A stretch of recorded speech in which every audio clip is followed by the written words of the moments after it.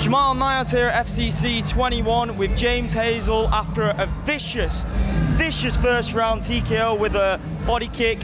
You've just said to me that that is your go-to move. We're surprised that it ended the fight so quickly.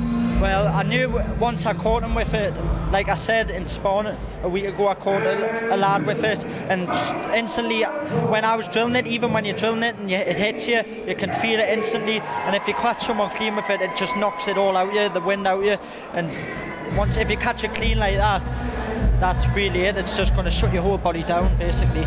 You attempted the same fight-ending kick moments before the kick landed, but it didn't land flush. I think it was my knee that sort of more caught him. And I didn't land flush, and that's what.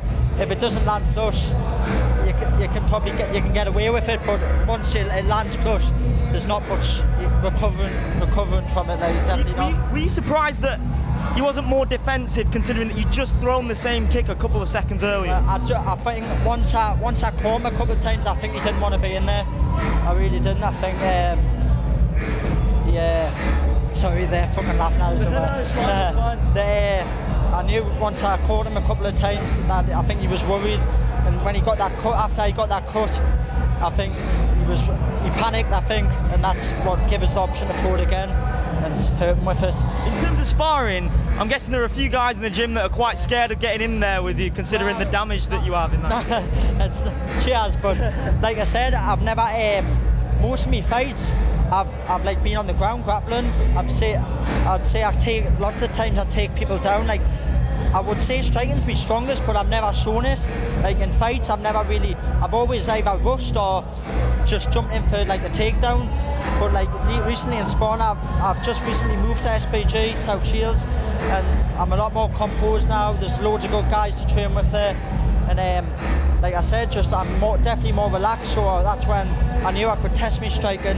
And the last few weeks I've just been drilling that kick, and I knew I was going to try it the night. I knew if it caught properly, that was going to be it.